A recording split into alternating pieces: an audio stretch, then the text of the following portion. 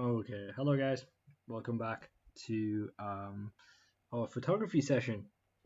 Now, obviously, it's the second half of the session, and we are going to look at some of the homework that you guys sent in. You got some really cool stuff, so I'm excited to have a little look, and we can analyze it and give some positive feedback. And also, yeah, what else, guys? Yeah, and also we can have a little look at how to take some pictures on the smartphone, and then some of the editing. I've got some cool editing software, so we can have a little look at that as well. So let's rock and roll, guys. Okie dokie. Cool. Right, so we are just gonna go straight into it. Just want to double check everything is all right. Brilliant. Cool. Yep. Give me 1 second, guys.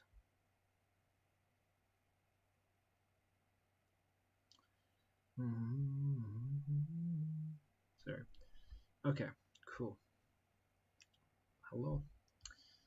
Alrighty then. So guys, yeah, we've got some homework here. Right. Right, so let's have a little look. Whose homework are we gonna have a look at first? Let's have a look at go alphabetical, right? Seems like quite a fair way to do it. Alright, so we'll look at Amelia and Andy's. They were just letting me know they're not quite sure which one's which. Like whose is whose, but this is their collective efforts, let's say, to get in some cool pictures. So I think that's pretty cool. All right, so gonna get it's gonna get the YouTube video up on a separate tab, just so just give me 1 second, guys. Just trying to get the YouTube open. Just so because I'm using one screen, so if I can get the stream up on my phone, I can kind of monitor the chat at the same time and just kill two birds with one stone. Okay, brilliant.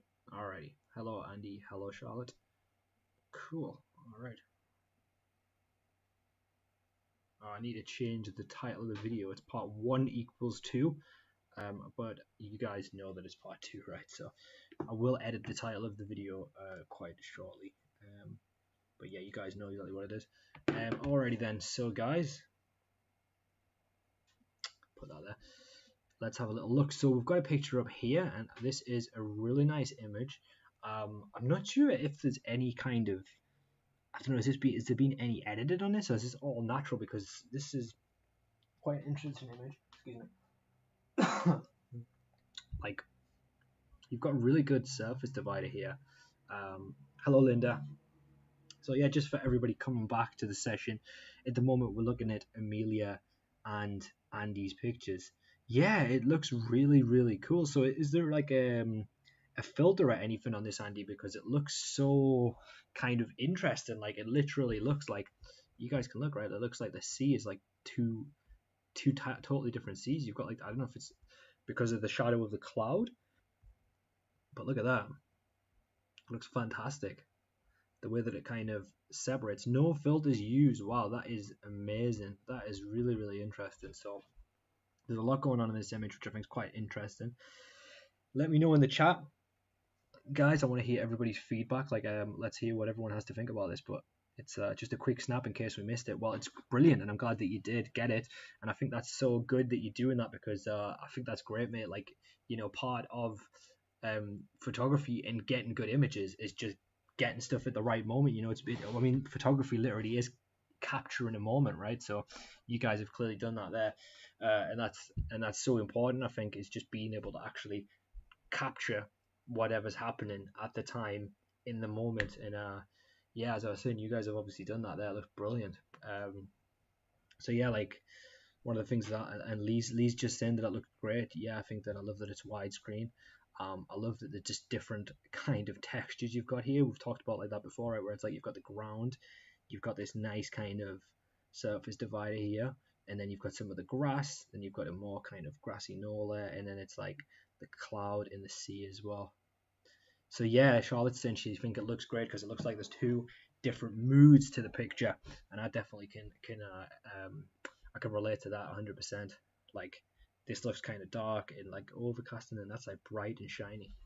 So that's really interesting, a really cool, unique picture. And Andy was saying that there's no filters used in this, right? So imagine that. That's something special. I think definitely good picture. Big fan of that, definitely. Because yeah, and I think that you guys I mean, just look right. Like it looks like the cloud is covering that whole half. So it's so interesting. But yeah, that's it. Photography, like a massive part of photography, is just capturing stuff in the right moment. So yeah, good job, guys, on that one. That's absolutely brilliant. Okay, next one. I feel like you guys have stepped it up so much already in just the second session. You know, like this for me, I think the photography looks unbelievable. Big fan. It looks really cool. Um, yeah, like I said, like this looks awesome to me as well. Like just we've got this. So who can point out in the chat like what do you guys? So it looked amazing standing there. Felt like two different days in one. I can imagine. Yes, if we just go back, yeah, I can imagine. I like to to see that in real life as well. Must have been pretty amazing, and it's just great that you were able to capture that because sometimes you can see something like sometimes, for example, excuse me, you might see a rainbow, and then you take a picture of it, and it doesn't look quite like what you thought it would, and it can be quite disappointment, or it doesn't look like what you're seeing. But obviously, this clearly represents what was actually happening. So that's amazing as well. All right, this is a nice one here.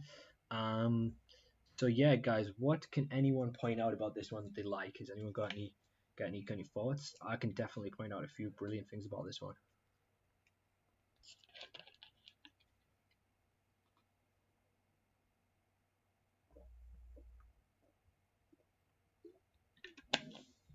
So yes, absolutely brilliant. Good job, Charlotte. So Charlotte said that I really like the framing of the picture. That's exactly what I was thinking as well.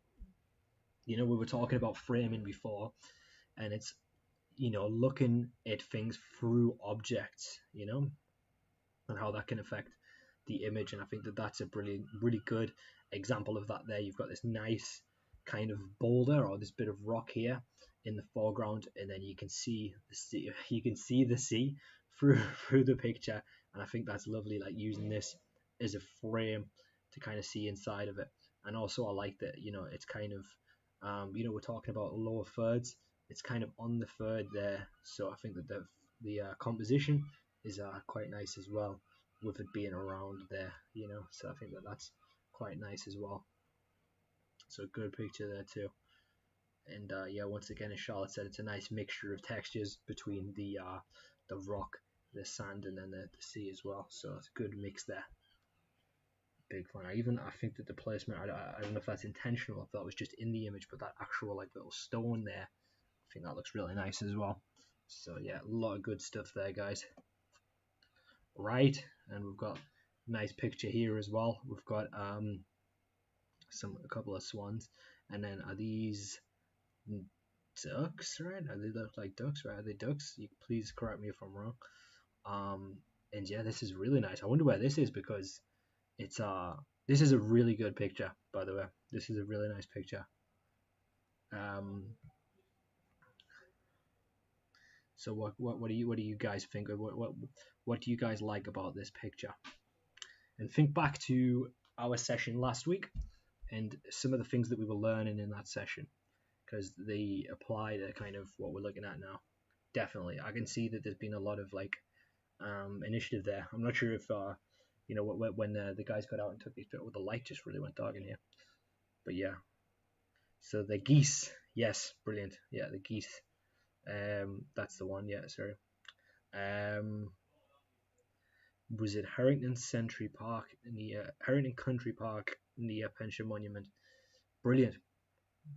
So yeah, fill in the frame with birds. Exactly, brilliant, brilliant. Commently, that's exactly right. It's populating the frame, right? Fill in the frame. So if you cast your mind back to the first session, we were looking at the and Andy says he messed with the settings a bit and good. It's come out with like a really nice image here. So you've got like quite like a green kind of feel. You know, the water here is, it's got like quite a green kind of quality to it, as does, you know, the grass. It kind of complements the grass there. Those two colors are kind of complementing each other. Yeah, exactly. And then Charlotte's saying that she loves the colors, and it tells you a story about the birds. I totally agree. And yeah, just to go back to what Lee was saying there, it's populating the frame, and obviously we think about the session we did before where it was all of the boats together, and then obviously similarly in that picture you had the boats in the foreground, and then in the background you can definitely see that in here, that you've got a nice frame filled with interesting stuff happening. And Linda was saying that she likes the lighting, which is a good point as well, because it is a very well lit image. You can see that the lighting's hitting the birds nicely on here, so they're nice and lit up. And then you can also see that the light's hitting the water in a certain way. One thing that I actually really like about this image as well is the way that these, the birds, they are like sat all along this line. So you've got this kind of surface divider between the sea and the ground, but you've also got birds all along that same line of perspective, like they're all on that particular line. So that looks really, really cool. It looks kind of like, they're about to go in the sea. And also, that these birds they're doing the same action, all of them almost. So I think it's absolutely brilliant. And Andy was saying that the birds let you get close to them to get great pictures. Awesome. Remember last week as well when we were learning that don't be afraid to get too close to your image, right? I mean, bear it in mind, if it's like, for example, like a picture of like a vicious dog, then probably not a good idea to get too close. But if it's something completely harmless, or for the most part harmless, like some birds, or cows are really harmless, something like that, you actually are able to get quite close. And we were saying about how not getting close enough to an image is one of the reasons that you're missing out on a lot of detail. Now, fortunately, Andy and Amelia have got quite close to this picture, so they've managed to populate the frame by getting close enough. You've got a really good separation between what you've got in the foreground and what you've got in the background. So you've got them all in the background, kind of plodding along, and then you've got them sat right in the foreground as well. So for me, this is a really good picture, and I like this one a lot actually. And yeah, it's getting close to your objects can really give you some good details. And so Charlotte's saying, that last time she tried to get close to a swan, it started to attack her and chase her up the park. So I'm sorry to hear that, Charlotte, and I hope that wasn't too traumatic for you, because that's a little bit rough. Bless you. But yeah, I can relate. I don't know. Here's a little pro tip for you guys. It's Lees's Park in Newcastle. If you go on the back of Lees's Park, there's like a bunch of cows that get to roam freely. There's a good photo up for you guys. And cows are generally like, they're really, really friendly. Like they just roam in this field, and there's like a footpath down the field which like leads you to town, and there's cows just wandering about.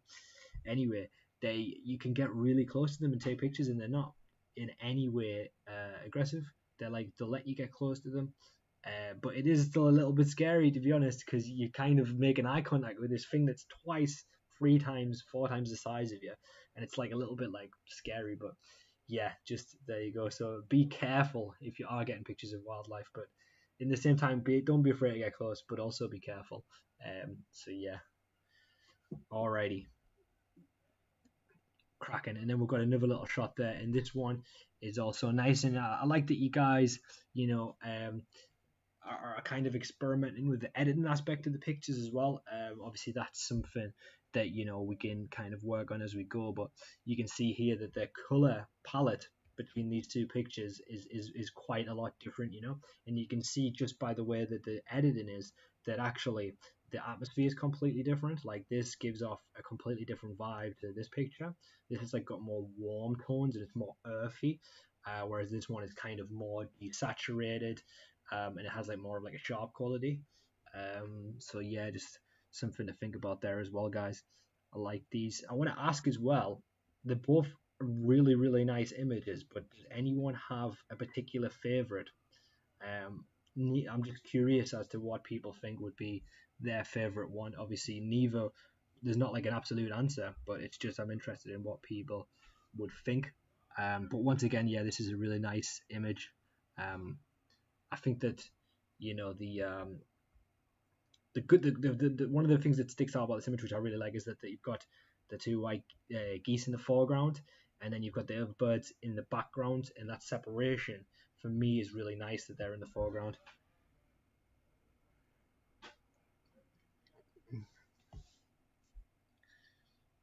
So Andy was saying he prefers the first one. That's interesting. And so yeah, Amelia saying, when my twins was a kid were boogies, we went to feed the birds at the pond. They started chasing me, and I ran away, leaving the buggy. Luckily, my mum was there. Okay, so what was the? Okay, yeah, but I think even if they chased you, I don't think they would ever bite you. I've never heard of like a vicious geese or swan attack. I think that they might just give you a little nip. Um, and yeah, so that's an interesting point. So yeah, Lee was saying that he likes the more muted colors of the second one, and I really just generally think that it is like it's a matter of opinion. I don't think that either one's better than the other. It's just like a slightly different mood, perhaps. I think I like the second one a little bit more as I like the positions of the swans. Yeah, so if you look, the two swans, right? They've got their heads are in slightly different positions. So like yeah, you've got this one here, which is kind of leaving its head forward, and then if you go back, you've got that one there, which is kind of putting it down. So I think that there is a good kind of level of difference there between the two different pictures. So that's also a good point there, Charlotte. Definitely. But yeah, I was just curious as to what you guys would prefer, because yeah, it's interesting. We've got pretty mixed reviews as well. Like some guys like the first one, some guys like the second one. So both are fine. Moving on here, guys, we've got quite a nice one here. And there's Gary. I'm only 4 foot, so most things bigger than me. It's like getting chased from a T-Rex. Okay, that's from Amelia, obviously, and that's so funny. I know what you mean. I remember one time I was saying, right, that like for me, like a grizzly bear is just the scariest thing in the whole. Like it's the scariest animal in the whole world, right? And like the fact that they just have those just walking about in America, it's like terrifying. Like if I'm in the woods in England, I never feel too unsafe because there's nothing too scary, right, in our woods. But like in America, it's like you've got all kinds of stuff. You've got like snakes and bears, and you've got like mountain lions. Have mountain lions in America, so it's like total different game. But yeah, just like I remember one time I was at a zoo, and this is a little tangent by the way, guys, but I was at a zoo and I made eye contact with a grizzly bear, and I was just it actually scared me. Like I actually felt like a little bit of fear, and I was thinking like this is like a 1,000 pound animal that could just rip you in half totally. So yeah, so grizzly bears are pretty scary things, guys. Anyway, back to the picture. Tangent over. Let's have a little look at this. Yeah, another nice picture there. Once again, I would say that you've got the nice filled image, which is really, really good. I think that I love that the way that the water is reflecting the light. We talk about lighting, and I think that the way that the kind of the light's bouncing off the water looks quite nice, and I'm definitely a fan of that for sure. I think that yeah, and the kind of it's a good mix of we know we're talking about. So yeah, so let's have a look, Charlotte. So I like the light in the photo, yeah, and I like the composition of the image. It looks really good, especially the branches hanging down. Definitely, and I would say as well, like it is composed quite nicely. I would say that the framing is good once again because you've got the branch coming along the bottom, and then you've got the log, sorry, at the bottom, and then you've got the branches which kind of wrap around the picture, so it draws your eyes into the water. And exactly rightly, yeah, that's brilliant. The log and the branches create a nice frame. Exactly right. Yeah, it kind of all draws your eyes to the water in the middle, which has like a nice stillness. And yeah, Linda, I totally agree. Linda's saying that it gives a lovely chilled atmosphere. So I can totally relate to that as well. I think it does have like a nice kind of chilled vibe. So yeah, big fan of that too.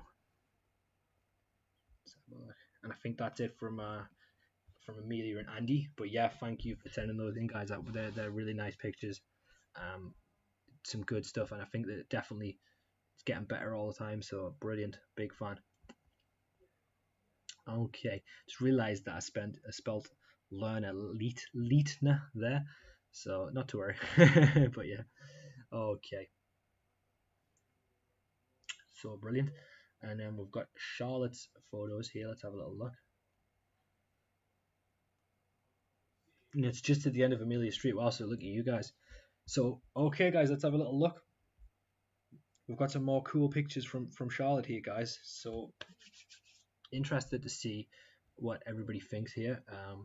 Obviously, I know that Charlotte's pictures were very, very interesting last week. And yeah, I think that obviously it's really cool as well because Charlotte has a very kind of distinctive style as well, which she goes for, which I think is brilliant, and I really love that. Yeah, so I think that they're usually quite creative. Cool. So, guys, what do we think about this one? For a start, I would say that I absolutely love this white line here. I love the way that it kind of, goes all the way across the leaf. I think it looks so cool, and it even like wraps around the leaf at the end there. I mean, that's such like a distinct feature. So I think that looks so cool.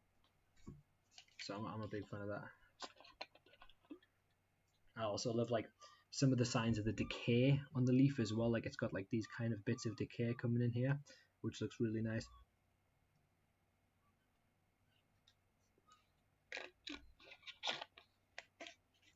It's also a good point by Amelia. It's like the way that the white line gets bigger around the leaf as well.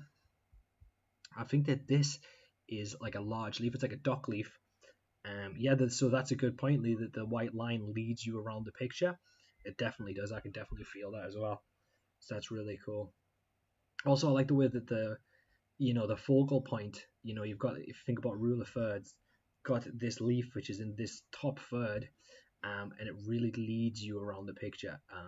As Lee was saying, and it pops off from the background as well. You can see that the leaf is green and everything else in the picture is like this kind of brownish color. So yes, you were saying I love the thing in the top right corner. It's like a bit of kind of decay maybe. Looks really cool. Maybe like a pine cone. Looks like a mini animal. It actually does a little bit, right? Looks kind of like a turtle. But yeah, cool. There's a lot going on here, guys. So yeah, definitely a lot to look at. So it's really, really cool. Let's have a look, guys. Should we look at the next one? Alrighty, cool. And I think this might be the magical forest once again, guys, which I absolutely love. And yeah, it's a really nice picture. I think that the framing on this one is great. I think that the position of this lines perfectly with the rule of thirds. If you think about rule of thirds, which we were talking about last week, it's right in that sweet spot. So the composition on this one is really, really nice. Yeah, I'm a big fan. I love the way that the leaves and that the the weeds kind of come up from the grass. I think that looks awesome as well. Big fan of that too.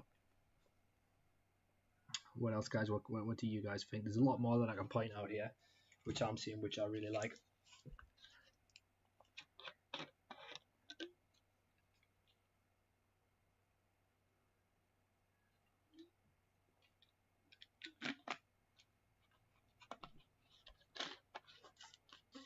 Colors are brilliant. Very good point, Linda. So yeah, you can see these greens. Yeah, they've all got this nice kind of color palette, and it's also nice lighting brilliantly as well. That's another good point. Look at the way the light hits the underneath of those leaves. Look at the way the light lights up all of the tree around there. And it also, oh wow, it's unfortunately not the magical forest, but it's in a different location near where I live. But I think that the good thing is though, Charlotte, is that it kind of still has that kind of same vibe, that same sensibility. So it's good that you can still recreate that kind of feeling. So I think that's absolutely awesome. And yeah, like I was saying, like if you look at the right, so if we zoom in a bit, look at all the different shades of green. Like look at the light, because there's just the way that the light hits it. You can see the light green mixed with the dark green just by the so I think that looks cool, super cool. So yeah, you can see that the light's shining through the trees. So I think that's really cool. Awesome. Also, Charlotte has this nice kind of aspect ratio, which I think might be like 4:3, because it's not quite widescreen and it's not quite square. So I think it's like a 4:3 aspect ratio, which looks quite nice. Because you know what I mean. If guys, if you think widescreen is like 16:9, and then square is 1:1, and then I think 4:3 is like slightly wider, but not as wide as widescreen. So I would say that that's probably 4:3. And then wow, so wow, I love the contrast, right? I think that it's good to put these two pictures. I don't know, is that intentional, Charlotte, or not? But it's good to put these two pictures side by side because they've got like a really nice contrast, I think, between the two. I think that they go together quite well. I think that this one, I really like this one because it's got like quite like a haunting quality to it. And once again, it's worth mentioning that composition on this one is really nice. Like I love that. Once again, we're talking about rule of thirds. It's quite perfectly there. And yeah, I think this is a really nice picture. Yeah, exactly. That's a really good point, Amelia. Like I'm a big fan of that kind of style as well that Charlotte's got, where it's like it does. It's like it has like a kind of like a magical or like a fantastical quality. And you can look at because that difference between that's like, this is like light, vibrant, bright, and then this one's kind of more decayed.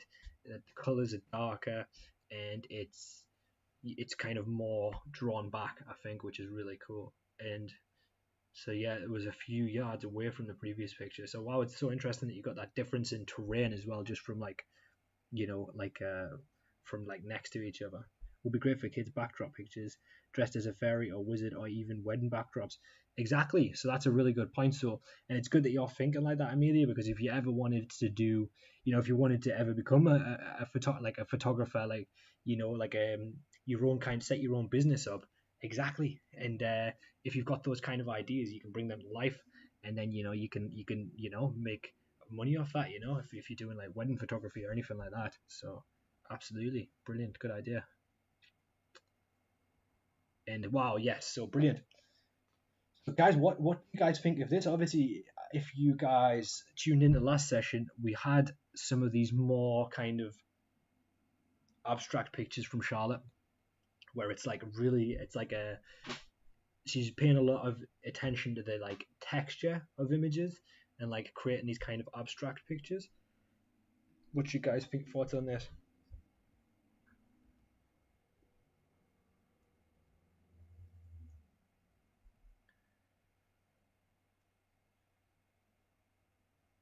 Very interested to hear what the people in the chat are thinking about this one here. I think it's a pretty cool picture. Yeah, exactly. Brilliant point, Lee. So Lee was saying that he loves the abstract quality. I totally agree. Um, if you kind of zoom in a bit, wow, look at that. You can see it's really good. You can tell it's a good quality camera. Look at that texture. That's so cool.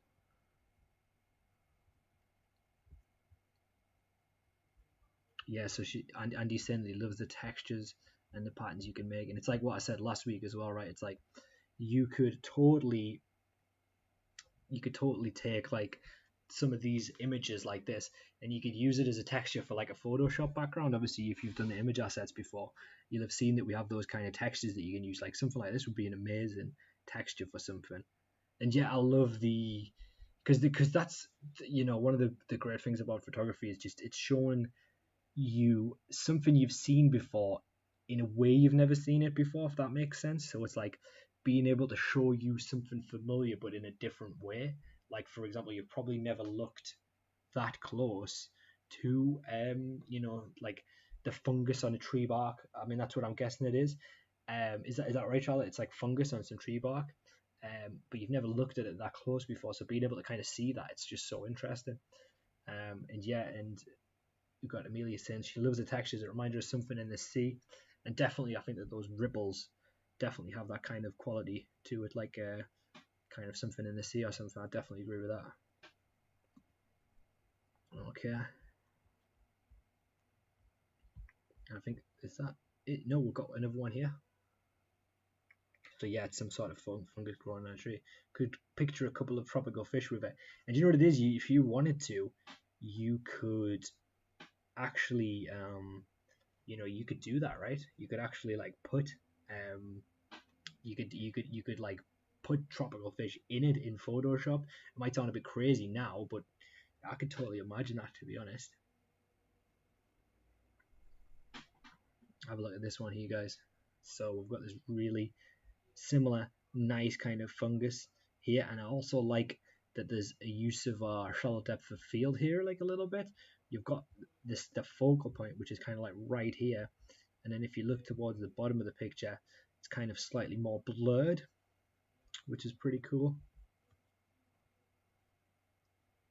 And I love that like it hasn't fully engulfed the tree yet. I love that you've chose to include some of the bark here, so that bark looks like it looks really, really haunting because of like how the bark's so dark as well, and then the fungus is kind of growing out of it. It's cool. I like it. Big fan. And I think it's very like Charlotte as well. It definitely has your style. Um, got that kind of like haunting kind of quality to it. Yeah, yeah. If you just look at all those ripples in there, like, look at that. I wonder what it feels like. Right, it feels like spongy. Maybe, right? But yeah, that's really, really cool, Charlotte. And wow, look at this one. Okay, guys.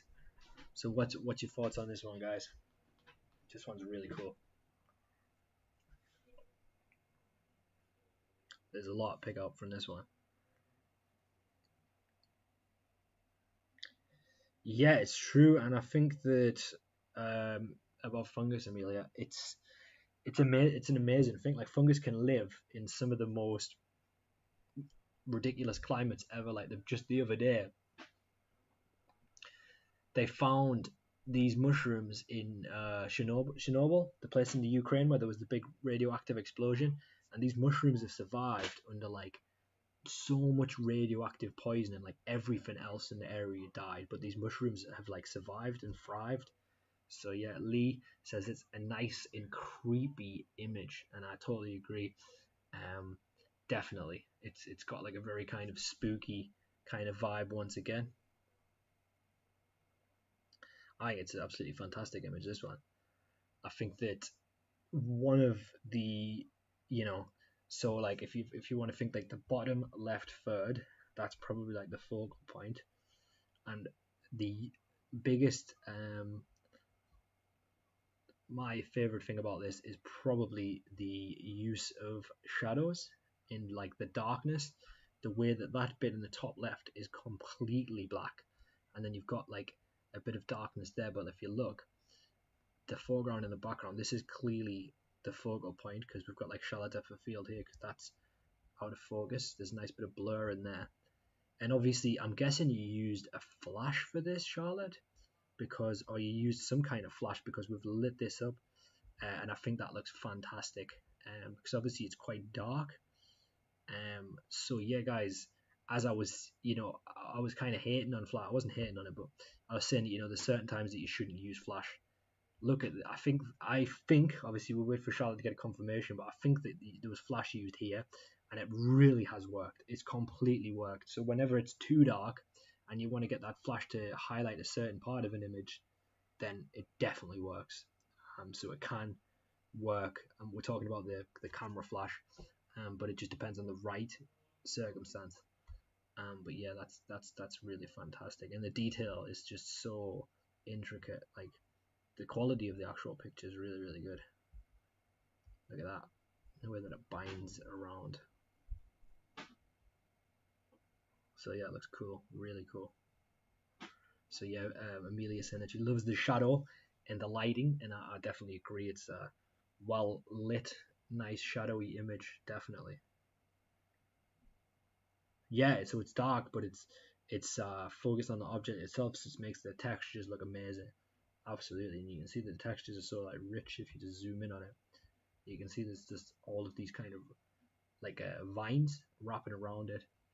Um, but yeah, if you think about the colors as well, right, guys, there's only like the color palette's so bleak. There's no light colors in it at all. But that's what makes it so nice. It looks so cool because it's like gray and black only, pretty much primarily. So wow, so she was saying, oh wow, so there you go. So yeah, Charlotte was saying that no, I did not use a flash. It was when I was walking in the forest. It's sunset. Um, leaves were covering, and I really liked the light, so I decided to take some photos. So yeah, exactly. There you go, guys. Right, it's what we were talking about with natural light. You know, it's you can see that the light is hitting these vines and these logs perfectly. So that's what leads to it being such a nice image. Just that lighting is hitting it so nice, and it's what I was saying before. You know, pay attention to your surroundings, check your surroundings, see what's lit up, and then that's the good photo opportunities lie. Wow, we've got another really cool one here. Think about perspective as well, right? Look at that, it looks massive. It looks huge. It looks like it's like this huge kind of set of logs. And if you look here, it's obviously a different angle of the same thing, and it's tiny. The scale, because of the perspective, it makes the scale look so much bigger. So in this picture here, it looks huge, but then if in this next picture it looks tiny, and it's the forced perspective.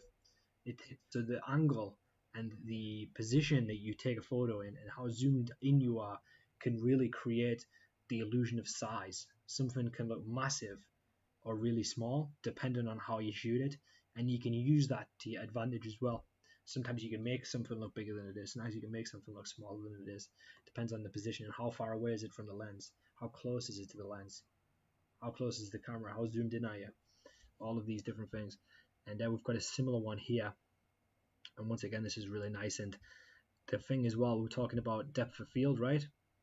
You got that nice, really nice shallow depth of field here. This being in focus. And then you've got that nice blur in the background there as well. So yeah, good job, Charlotte. Looks really cool. Exactly. Yeah, exactly. So good. Two good points by Lee there. You know, thinking about the orientation, it looks good in portrait, and it does look good in portrait. And we were talking last week about the use of portrait, like when would you use portrait, when would you use landscape, and portrait doesn't always have to be for an actual portrait of a person. Sometimes it's really nice to get a portrait image when you just want to get something like a long, like lengthwise, you want to get a lot in. So yeah, that's something to consider as well. So yeah, guys, bear that in mind. And yeah, we've got another nice one here. Look at that. Once again, we're going back to the like kind of nice textures and how lovely that can be, right? We've got this nice white, and it looks kind of like I think it's I think like are they ants or are they? I think it's just like bits of black in the image, but it looks really cool. It's a more nice abstract photography there, and also the depth of field's quite nice as well because that's almost like the fact that it's blurry right at the corner. It leads your eyes into the middle of the image, which is quite nice.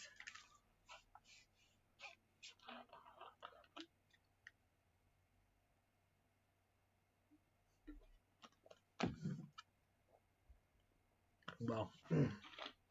Oh my goodness. This one's really cool.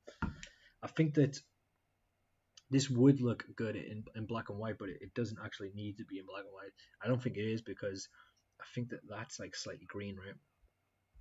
But it's very desaturated. It almost looks black and white. I love. I think this is great because it kind of almost creates the. We can't see the full statue. This is all we can see, but it creates the like illusion that it's like she's like brooding or like upset about something. It's once again it's like Charlotte's gets that like kind of magical picture quality in a lot of her pictures. It almost looks like she's been like turned to stone or something. So I think that's really cool. And we'll talk about rule of thirds as well. The top third there, it's highlighted perfectly. So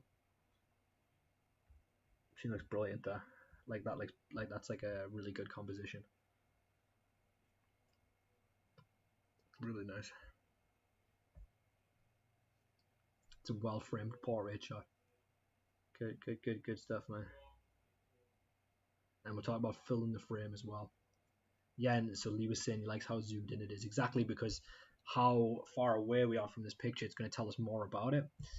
So being that close to it, it looks more, so it's interesting because we were talking about how the closer you are to an image, the more that, details you see, the more expression, emotion you see, and that's so zoomed in, but it's like, that applies for inanimate objects too, right?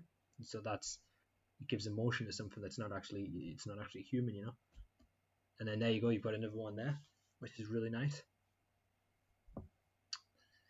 And we were talking about kind of, so her pictures show so much emotion, you could build a magical story from them. And that's a really good point. And you could do that. And if Charlotte had like a photography page on Instagram, I know she's got an illustration page, but if she had a photography page as well, they could put like little stories or poems underneath them, maybe. I mean, that's just an idea, but like I could totally see that as well, Amelia. That's a really good point, definitely. And yeah, once again here, this one's really nice. We've got a nice bit of lighting to light the face up there. You can see that the lighting's coming from the left hand side there. And we've got a nice, it shows depth of field quite nicely as well in this image. And Andy's saying, like how she captured the weathered stone effect in the photo, and definitely you can see that the color is something that's quite important, like drawing the colors back, making it a little bit desaturated, and it gives you that kind of more atmospheric effect, moody effect. Definitely so nice. And the depth of field, as we're talking about there, you can see it's very in focus there, and it kind of goes slightly blurry as it goes down. Okay, I think that's it. I think we're at the end of Charlotte's pictures, but good job, Charlotte. Well done. You brought some really good stuff there. So thanks to Amelia, thanks to Andy, and thanks to Charlotte so far. I am a bit cautious for time, guys. We're going to get through everybody's pictures, but I'll try to distribute the time as fairly as possible in the future. I reckon we can use this first hour to do this. Maybe if we go until 5 past, maybe 10 past, I'm okay with that. And then we'll get onto the more fun stuff that we were going to look at. But yeah, guys, so I'm going to get next time we do this, I'm going to give everyone the exact equal amount of time. We'll figure it out somehow, but great stuff so far, everybody. It's looking absolutely brilliant. So we've got Lee's. So yeah, Lee is joining us now, and here is some stuff that he brought in. So let's have a little look. He didn't have much of a time because he just came on, but he managed to get a few snaps for us, and he's got some nice pictures. So guys, let him know what you think. Give him some positive feedback. You might have seen Lee in the chat today as well, guys. So yeah, here is a nice one. This is a really nice picture. I really like this one. So guys, what do you guys think? You can see that the aspect ratio that he's gone for is square. It's 1:1. So it's equal on the sides as it is on the front, which is an interesting aspect ratio, but it's good for I think it really suits this image.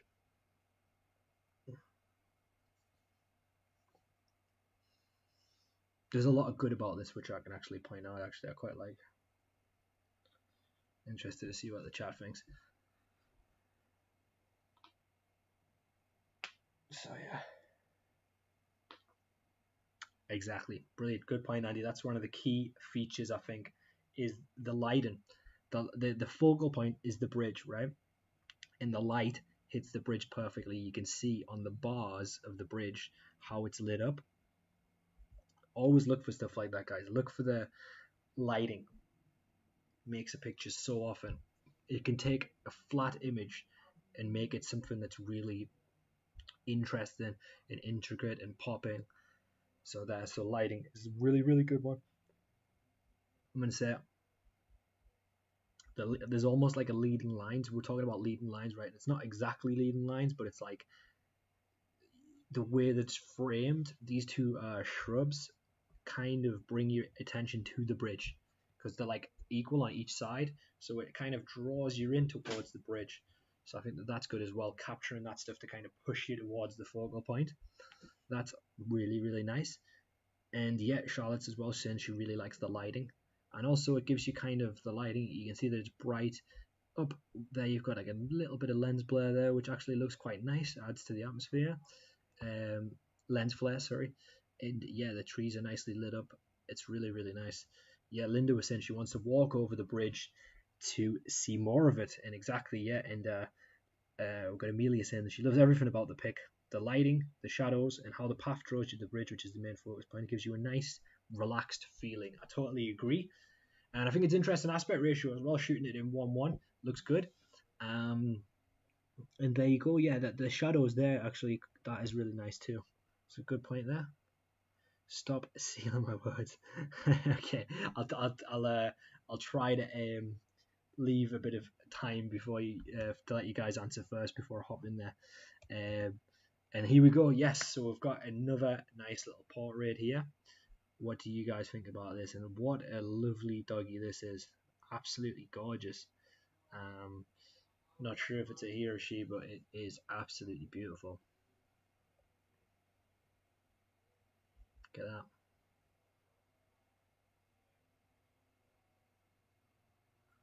Nice.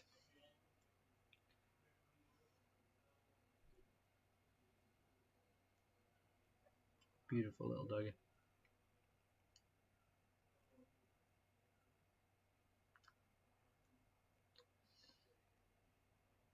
So guys, one thing. Yeah, there you go. Okay, so I was trying not to step on anyone's toes there. I'll give you guys a little bit more time. So yeah, so Charlotte's in. It's such a cute dog. He's a pain in the butt. Don't let looks deceive you. He looks like butter wouldn't melt in his mouth, but knowing dogs, I can imagine that he may be a pain sometimes. Yeah, definitely. So yeah, Charlotte's just saying it's such a cute dog. She really likes the depth of field and the composition of the dog, where the dog is brilliant. And Amelia says I was only joking. No, it's okay, Amelia. Linda's laughing, and Andy was saying, yeah, he likes how it's blurred in the background, right? We're talking about depth of field. You've got him as the focal point, and yeah, you've got that nice kind of blur. And obviously, as I said, guys, that blur is something you can do with your aperture. It's something you can recreate in Photo P, and it's something that's even an in-camera setting occasionally. So yeah, you just need to experiment with your shots, and that's it. Yeah, you can get that kind of effect. It looks really nice. It's a good solid portrait. And there you go. We've got another pretty cool one here. What do you guys like about this? I am going to say that my favorite thing about this, and feel free to, if you guys share the same thoughts as me, it's just the angle. I love the angle. I think that's a really creative angle. You don't often see stuff from this kind of angle. And guess what else, guys? Who can finish my sentence for me? What's that there? What's that? What are these things here? They could be called what? You can tell me. Hmm. Let me know, guys. Exactly. Brilliant, Charlotte. Perfect. It's the leading lines. So the leading lines draw you right into the garden there. And it's nice, and I love that it's the depth of field there, because we're talking about depth of field. Doesn't always have to be the background that's blurred. Sometimes the foreground can be blurred, and then the background can be the thing that's actually the focal point. The background can be the thing that is sharp. So yeah, and Amelia is saying, yeah, I love how it's taken to the bench, yeah, to the main focal point. Exactly right. Good job, Amelia. Just kind of draws you in, and it's an interesting choice that, the foreground's blurred, and then it gradually gets more sharper until you get in the background, which is in focus. So definitely good point there as well, Amelia. So yeah, cool picture, and it's a good angle to get someone from that low. I think that's an interesting choice. Good stuff, Lee. Right, and I think I really like this one. And this, it has like a bit of like a reminds me a little bit of Charlotte stuff. I think that this is a really cool picture. I'm a big fan of this one.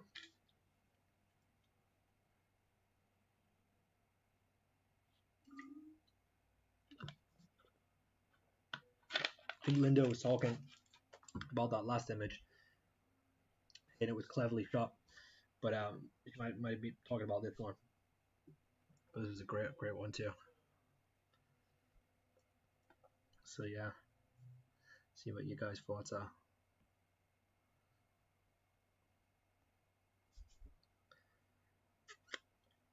It's a really cool picture, right? This I really think like this is brilliant, and I could totally imagine this on like one of the stock photo websites where you're looking for textures, like because it looks, it's that good. Um, both of them brilliant. Good job, Linda. I love that. We're talking about depth of field, but I think the depth of field is really nice here because you've got such a small depth of field. Like literally, the only part that's fully in focus is the band going across it. But I think that looks great, and also the angle, guys. So it's shot on the side, and that's why you've got this. Obviously, it's larger on here, and it gets smaller as it goes down, and that's due to the angle. It's shot downwards toward it, so I think that that's a really good choice. Um, and the different textures are great shot. Absolutely, I love the way that this is out of focus at the bottom left. So it literally gets down there and it starts to like fade into just pure color towards the end. So the pattern kind of fades out, which I think is really cool. So yeah, it's a close up of the chair in the previous picture. So look at that, guys. So right, so there you want to talk about getting so really good job. I got to commend you on that, Lee, because that's such a creative shot. Look at that, right? That's that chair there, and then that's that there. So yes, to see you talk about abstract photos. That's it. That's all it is. You just need to get out and think and look at stuff and look at textures and shapes and patterns, and you can come up with a nice abstract picture like that. That's Lee's. That's Lee's chair, and he managed to get that picture. Like, look at the quality on that. It looks brilliant. So yeah, guys, fantastic, and I love that. I just love that it fades off into the color there on the left. I'm a big fan of that. I think it looks really nice. So good job, mate. Brilliant. So thank you, Lee, for sending those in. We've got some really nice pictures there, Lee. I think they look really nice. So good job, man. Okay, I think we've still got a few to get through. So we've still got Lynn's, Sue's. No, my apologies. We've got Linda's, Sue's. So yeah, so I'm not sure. So Lee, was that taken with a camera? Linda's asking. So yeah, we've got Linda's, Lynn's, and we've got Sue's, and we'll try our best to donate as much time as possible to these. But time is of the essence. Noticing that, but Linda's only got a couple, so that's absolutely fine. Okie dokie. So these are the ones that Linda has sent in, and wow, look at that, guys! Fantastic.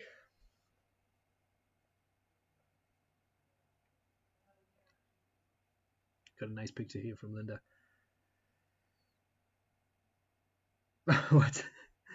What's that, Linda? Like, no, what's what's that about, Linda? No. Okay, so yeah, we've got a nice flower here that's been taken by Linda, and I like that I like the aspect ratio for a star. It's 1:1, so it's square, which looks nice. But I think that there's a lot of different factors about this that make it look really nice. Are they droplets of water, or is that just part of the pattern? Yes, so you've got some nice droplets of water on the flowers, which looks lovely. You've got like good saturation and textures, very goodly. Actually, I wasn't thinking about that myself, but it's a very good point. The saturation's really nice. These colors are kind of crushed and they're like popping out, so I think that looks absolutely lovely. So really good point there, Lee, about the saturation. And yeah, the texture looks lovely. And you talk about rule of thirds, right? I think maybe about here's the third, so I would say it's hitting right there. It's like in a bit of a sweet spot there. I'm shocked that these photos. Shocked that these photos were taken on a phone. Yeah, good point. So yeah, I try to preach that to you guys. Like cameras, phones. You can get some really good pictures on a phone now. I love cameras, and I think cameras are great. But on a phone, you can get some good pictures for sure. But yeah, this is a really nice shot, Linda. And I think that I love the color. I love that it goes pink to white gradually, and then you've got these pinks here. And I think that capturing the droplets is quite artistic as well. I like that too. Okie dokie. All right, guys, we've got another nice one here. This is portrait. We've got it's quite long lengthwise. I can't remember the aspect ratio for this exactly, but um, it's quite long lengthwise. But yeah, this is a really nice picture. What can you guys point out about this one? I think there's some great kind of observations to be made here.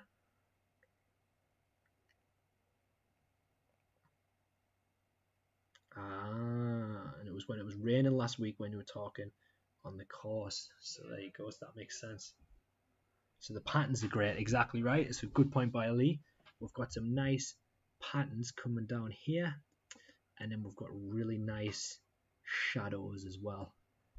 So I think these shadows are absolutely lovely too, which are kind of popping up there, and I think that looks absolutely fantastic.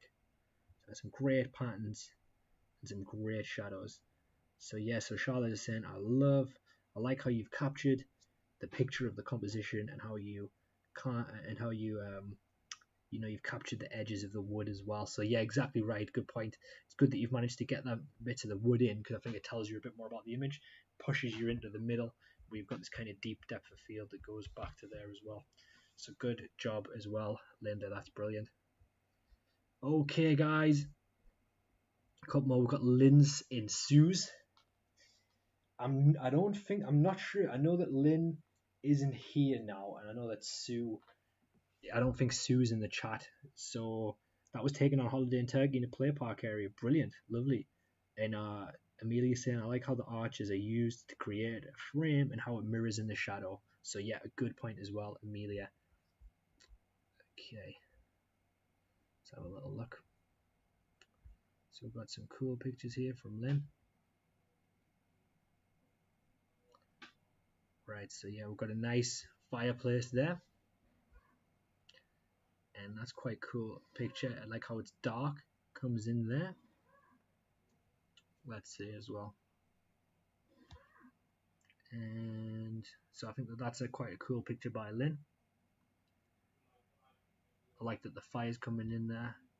Would it be nice to get it a little bit, I think it's slightly out of focus from the looks of it, or it might not be out of focus, it's a little bit blurred, I think, from the movement. Would it be nice to get that a bit more in focus, but it's still quite a nice image. And I think that the main point is that it's kind of lit up a bit, which I think looks really nice too. We've got some really nice textures here. Obviously, we were looking at some of the lovely textures that Charlotte got. We've got some really nice ones here as well. I'm not sure if Lynn's in the chat today. I think she was away, but and Lee was saying that he likes the old-fashioned feel. Totally agree with you, mate. It definitely has that kind of quality to it. So many childhood memories in this pic. Yeah, it's got.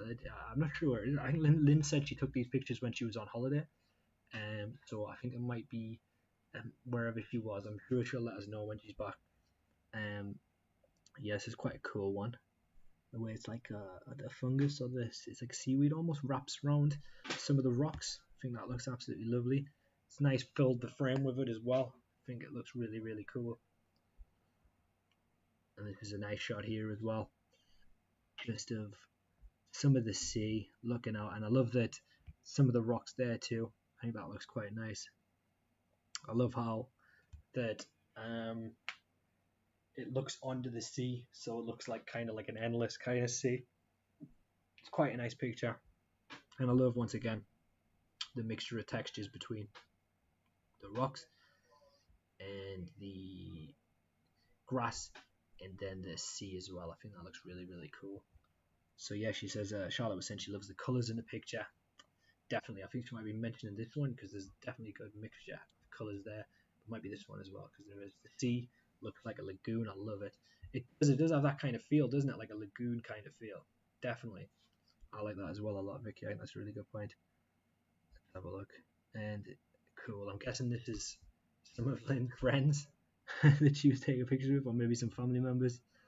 But yeah, this is quite a cool picture of them as well. Nice little portrait shot. It's pretty funny. You've got these nice wheelbarrows in the background, which look pretty cool too. So that's cool. But yeah, sure, Lynn can let us know. I'm guessing these are maybe family members. But yeah, it's quite a nice picture too. Let's see. And then we've got this nice bit of beach here, and this one's probably my favorite picture out of these ones. I really love the pattern on the stone here. I think that looks really cool. Yeah, it's quite a nice pattern there, and I love that it like drips into the sea. And then you have quite a nice bit of rock, like these rock formations look pretty cool. And then obviously you've got like the foreground there, you've got like a nice stone that's sticking out as well, so that's pretty cool too. And yeah, it leads into the sea, which looks lovely. So brilliant. So good job, Lynn. I think that you've took some really cool stuff there. I think there's another one. Yeah, and this one's really nice as well. I think that this is a great one as well. I love that this one's been taken in portrait, so it's quite long, but I think that it's really good job because I think that it kind of shows the length and the depth of the sea here, and I think that looks really cool. And I love that the framing of it there, and I just love the way the waves are coming in. I think that looks really nice. So yeah, so Vicky was saying she loves that the sand over the rocks, and it gives it like a calm feel. I definitely think that's a good point as well, Amelia. And I really like this bit of sea here. Looks lovely. Okie dokie. Cracking. So thank you very much, Lynn. We'll have a look back at those next time. And maybe if you get a chance to watch this back, Lynn, you can give us some feedback on this and just let us know. I think this was on holiday, right? So yeah, but some cool pictures. Thank you very much, Lynn. And then let's have a look at Sue's as well. Perfect. So we got one from Sue here. I think that's like a little bit of artwork. Looks pretty cool. It's not exactly photography, but it does look quite cool nevertheless. So that's pretty cool, Sue. Got a nice picture of Sue's dog here, which looks lovely, like a little cute dog. And if that a golden retriever or a Labrador, we'll have to let Sue know as well that we look through some of her pictures. And yeah, so Amelia was saying she likes how it was darkened at the front and how she used the cliff as a frame for the main focal points of the sea. So yes, that is a good point. So good job to Lynn for doing that. Looked really cool. And yeah, so let's have a look.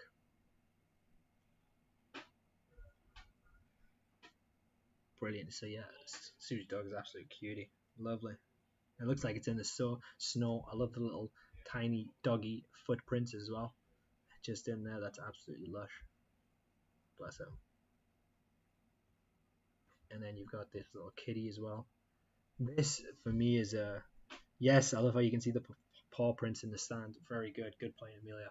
Definitely, that's a thing that I'm a big fan of too. And I love this little kitty cat. That's so lush. Look at that. I love the lighting here. You can see the cat's very well lit up. Good separation from the background and the cat. I think that looks really nice. So I love the lighting on this one, and I think the framing's quite nice as well to put him just in this place in the middle. And you've got a bit of a nice angle here as well because you can see that corner's not dead on. So I think that looks pretty nice as well. So well done to Amelia. Sorry, Amelia. Well done to Sue for sending that in. Looks lovely. And then we've just got one more here. 2 huskies. So this is really nice as well. Got these are lush, these dogs. These are absolutely lovely. I would have liked to have the person's head in, or if you're not going to include the head, would have liked to maybe go down a little bit and zoom in on the dogs. Maybe like that would have looked maybe a little bit nicer, but I still think that it's quite nice. You're capturing the moment. It's got a wee pendant. Yeah, it does actually. You have a look, and I think that's lovely. You can see his little heart pendant there. Little cutie, man. Yeah, so these dogs are absolutely lush, and once again, one of the main, yeah, they are pure lush. That's absolutely right. So one of the main parts of photography is capturing a moment, right? And you did capture a nice moment here. 2 absolutely lovely dogs. Look at that. Look at the eyes. So gorgeous. So good job, Sue, on sending that in as well. Got really beautiful dogs. So true, Lee. I'm a big fan of pets myself, and I think that might be all for us. Maybe we've got one more. And yes, we've got a nice one here. Last one, last picture. I know we spent a little bit of time looking through all of the learners' photos today, guys, but thank you for that. I just wanted to double check everyone's work. We did spend a little bit of time on it, but I wanted to make sure I gave everybody roughly equal time. So, yeah, we went over a little bit on that, but it's okay. Just in closing, nice picture here. Nice the fact that it's borrowed. I love the ball. I think the flowers stick out quite nicely. They look lovely. Look like they're smiling. Yeah, the dogs do look like they're smiling. Good point, Amelia. And yeah, this is really nice. Big fan of some of these flowers in here. Look lovely as well. So good job, Sue. Yeah, maybe for homework you could set a task, capture a photo of a certain thing or something like that. Definitely. I don't think I'm going to set any homework for this week because obviously for next week we're going to be out shooting. But I think maybe next Thursday I'll give you guys a task of a certain thing to go out and get a shot of, and that's a good idea, Andy. And then I think after that, then we can have a we can set more specific kind of tasks. I think that it was good for last week to kind of give you guys a bit of freedom to take some pictures of whatever you wanted, just to kind of exercise some of the things that you'd learned. But I think for the following tasks we might make it a bit more specific to a certain thing. So we'll have a little look at that. Okie dokie. Well, that was it. But yeah, thank you guys. Some lovely stuff there. I think everyone sent me in some really cool stuff. So I really appreciate that, guys. Now we actually are going to have a little go doing some smartphone photography. So I think it's this one here. Nope. There we go. Brilliant. So yeah, that's a good one. Yeah, because then we can, I think, because it'll take a lot less time, right? And at the same time, it'll also allow us so it'll take less time, and it'll be good to see everyone's different take on something. So it'll be good to kind of see how everyone does something differently. So yeah, I'm going to think about that, and I'll set you guys some more specific tasks. But yeah, thank you for sending those in. I think we got some pretty cool stuff, so good job to everybody. Alrighty, and then let's have a little look through here. Okie dokie. So yeah, guys, I'm going to go to the bottom right here, and we're going to look at taking some pictures. Yeah, so I'm opening up the camera just on the bottom right there, and we're going to walk through some of these features together, guys, and you guys can let me know what you think. Okie dokie. So we've just got my keyboard here, and tell you what, I'm going to close that now because I've got my actual chat window here. So that's much better. I can see you guys like that. Brilliant. All right, so you can see this little thing that has like a 1 next to it. You can see I'm overexposed, but as soon as I go to the actual window, it gives me my exposure. And if I pressed on that, as I mentioned before, if I left click, I can actually tinker with my exposure level. You can see that I put it up by 0.1, 0.4, I can put it down by lowering the exposure. Your smartphone might be slightly different, but it should be relatively similar. So literally just clicking and then going up or down. So drag the individual rings to get it separately, so I can actually drag my thing in here. So if I just press it once, then I can bring up the exposure, or I can bring it down. And it should work quite similar on most smartphones. It might be slightly different once again on yours, but it should be relatively the same. Alrighty then, so I'm going to go down to minus 0.1 there, and brilliant. If you look outside there, it looks quite nice. But then if I click that, so wherever you want to focus, that's wherever you want to expose, that's where it's going to go. So if I click on the back, like here, you see it exposes from the brightest point, so it makes it brighter. If I click on the left, it exposes to the thing here, that the building. I'm just going to drag that down slightly. I don't care about how dark it is in here. What I want to get is outside, and I can just left click there. Then if you look on my right here, there's a little 0.1, and that is my zoom. Now if I show you guys, I've actually got 3 lenses. If you look where the camera, oh my god, this is confusing the life out of me.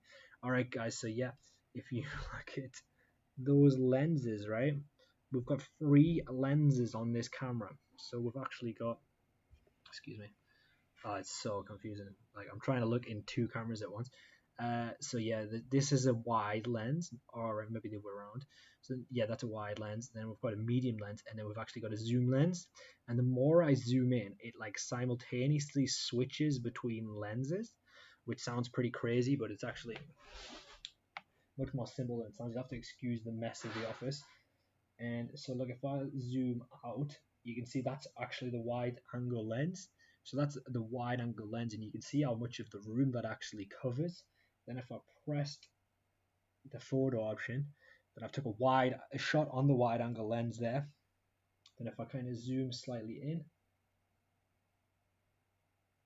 go to 1, brilliant. Then this is the middle lens. Take the same shot, and then I'm gonna zoom in once again to get to the zoom lens. So if we go forward,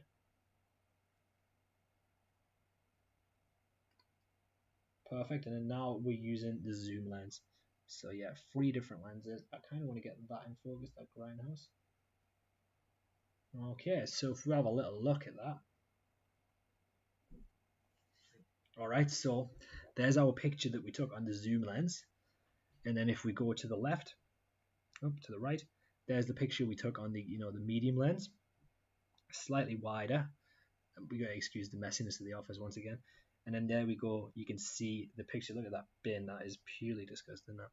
Okay, sorry about that, guys. So yeah, there's the wide angle lens. And you can see how wide that shot is. And then you've got the medium lens.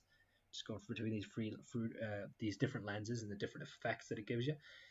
And then there's our zoom lens, nice and zoomed in, and obviously it looks much clearer on the phone that I'm looking at. So I just want you to bear that in mind, guys. Yeah, so 3 different lenses, 3 different kind of pictures. We'll run through some more of the features in briefly now. So I adjust the zoom by holding my thumb on the right hand side there, and then just dragging down. Then you can see it goes to wide, and that's just wide angle. All right, guys, let's have a little look. It's going to catch up with the chat. So simple. I'm going to have so much fun now. Brilliant. I'm happy to hear that, Amelia. Okay, so let's have a little play. All right, so if I go to like 1, I should really have cleaned this office before I did this, but it's okay. Alrighty. Cool. So if I wanted to do the front camera, it's obviously this little swivel icon there. Don't want to get like a gross selfie in, so avoid that.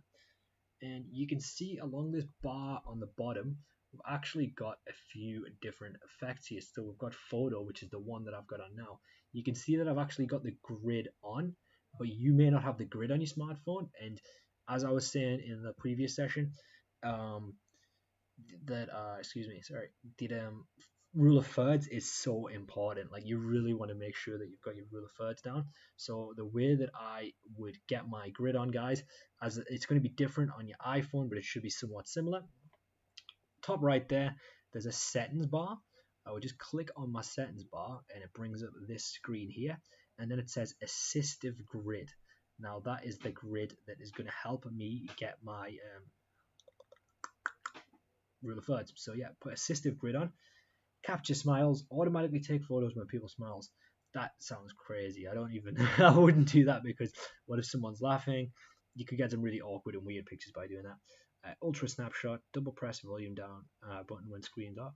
So I'm not sure about that either. Mirror reflection, yeah, so you might want to turn that off if you're taking a selfie, because it's going to mirror you, so you're not going to be able to judge exactly how you want to do it. And add a watermark, so you probably don't want that as well. And you can change the resolution, but can't see any real reason to do that. But we'll have the grid on, and let's get a picture of my microphone here. Let's get a picture of my glass of water. All right, cool. So there you go, guys. You can see that I can use the grid to kind of get it exactly where I want it. Say that, or to start there.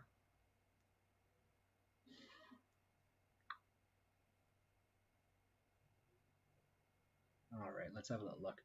And there you go, guys. You can see that it's in focus on the top, like on the rim of the glass, kind of where the rule of thirds thing would be for a portrait shot.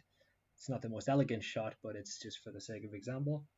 And there you go, guys. You come away with something looking quite cool, and you can see that naturally, just by me holding my thumb onto where where I want to focus, that's really what you have to do on a smartphone, is just press your thumb on the area that you want to focus in, and we can see we've actually naturally got some of that shallow depth of field in the background, just as it starts to blur as it tries to focus on the one part. So it's like sometimes, shallow depth of field on a phone, it's just tricking the phone into like just playing around with the actual area that you want to zoom into. And see, I'm just pressing on that area to get that part in focus, and then the background will naturally, you need to double check how far away you are from the lens as well.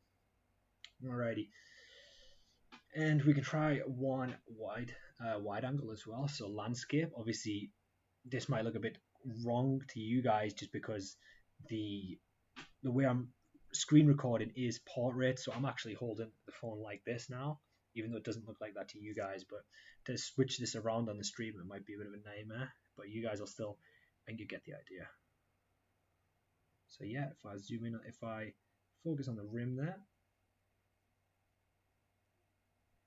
and there we go. Alrighty, and then there you go. You guys can see the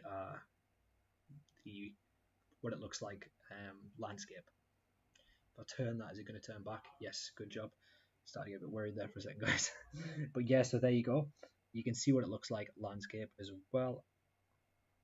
And you can see that the cup's in focus, and then that this is out of focus.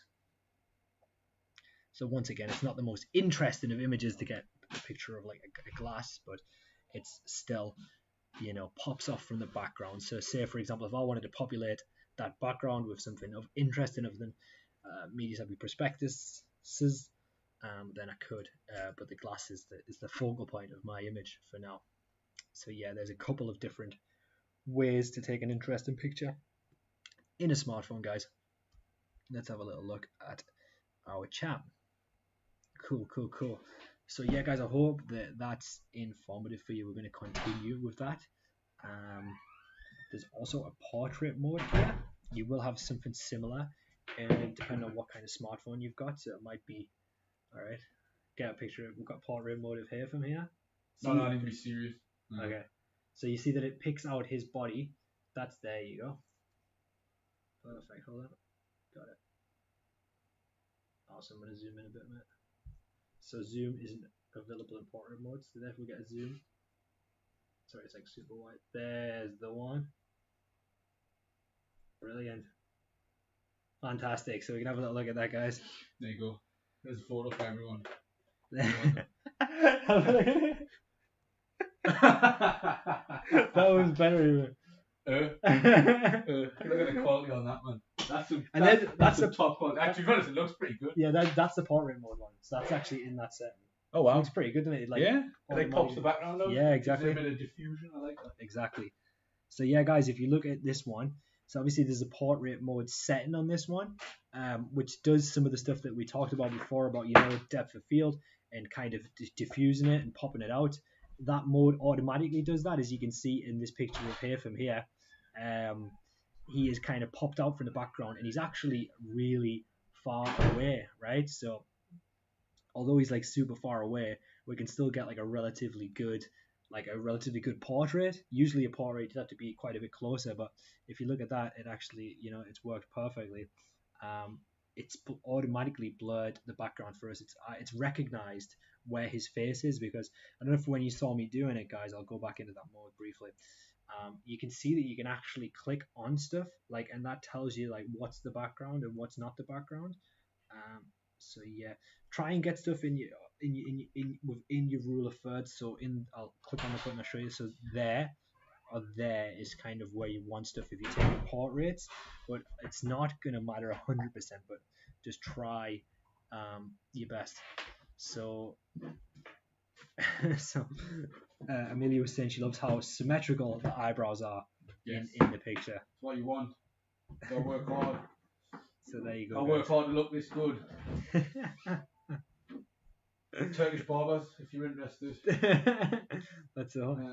It cost us £13 to get my hair cut. Nice. And they straight razored my eyebrows as well. Oh really? Yeah. Wow. Didn't burn me. Didn't like singe my ear hair. Didn't singe your ear hair. No, I was a bit disappointed. Was it you as well? I don't know if you told, I don't know if it was you or someone else told me that they got like the nose hair done. Yeah, Rex. Didn't get that done this time either. Yeah, and they like pull it out. Yeah. So if you're taking selfies and you don't want nose hair, get it waxed. There you go. It's awful. Thanks, barbers, guys. Wouldn't recommend. Yeah, exactly. So if you want to get your selfies in using your front camera, then there's a couple of. But if you don't, you will notice that the newer cameras, because of the high resolution, will start picking up little like nose hairs. Like nose hairs. Yeah. I took a picture of my dad. He had some ear hair. Like because we're getting the building renovated. Yeah. And we've been taking process pictures. Yeah. I took a picture of my dad and zoomed in, and it was just like a big clump of That's what you want, like, isn't it? No, I know, man. Like, yeah, it's kind of horrifying when you know something like that in a picture. Like when a nose hair sticking out or something, you're like, oh my god, delete this picture immediately. Yeah. So obviously we didn't put any of those. Oops, sorry. Didn't put any of those on there, but it's like you've got two separate things here, which is effects and beauty. So we actually did have one on there, which was circles. So you get some light circles on there and hearts and swirl and discs. And also there's one called soft lighting. Whatever phone you have, if it's an iPhone or if it's just a different Android phone, you will have similar features, providing that it's a relatively new smartphone. They all have stuff like this. So if I wanted to try one of these different effects, I'll use the glass again. I'm going to use hearts on this one here. We'll see if it works. Obviously, it's a portrait, but it's not of a face, so I don't know how accurate it'll be. But we'll try it. There we go. Alright, let's see if our hearts are visible in that picture. Actually, can't really see them there. I guess it probably needs to be more of a face for it to work fully, but you can still see that it pops out the background a bit better. So like take another picture and try again. Should we try it? Yeah, if you're cool with that, dude. Yeah. All right, so we're gonna try hearts. All right. I look away. I look like off into the distance. Yeah, I was gonna say it needs to detect it. There you go. That's actually perfect. Yeah. Brilliant. Loading. Yeah, it looks good, but it doesn't do the hearts. I don't know why. It's just can't be bothered. Just lying, but it still looks good though. Like you can see that it pops out from the background. So yeah, that's on portrait mode once again. If you've got a Samsung phone or something like that, it'll be called live focus instead of portrait mode. And if you've got an iPhone, portrait mode on an iPhone, and in an iPhone, it's also called portrait mode. So yeah, you can get some pretty cool pictures there, guys. There we go. Cool. Looks like you've got like one trouser on and one like not. But yeah, some pretty cool. Yeah, some pretty cool pics, guys. And then also there's a beauty feature here, which is what we haven't used, where you can literally beautify people, and you can see that goes up levels. And I think that kind of it airbrushes your face in camera. So that's what that one's for as well. The beauty setting there, guys. Night. Well, I think that one speaks for itself. It's to try and get stuff. It's try and boost the settings for more night photography. And the AR lens, I'm not actually even going to click on that. That's you may have something similar in whatever smartphone you're using, but it's quite annoying, like bunch of filters.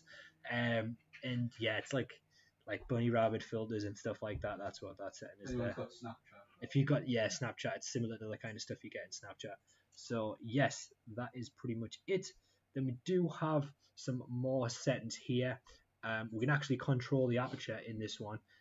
I know that in some cameras you've got like Pro mode, where it'll let you control the ISO, it'll let you control the aperture and everything pretty much. We've got some similar stuff in here. We've got 3D panorama picture.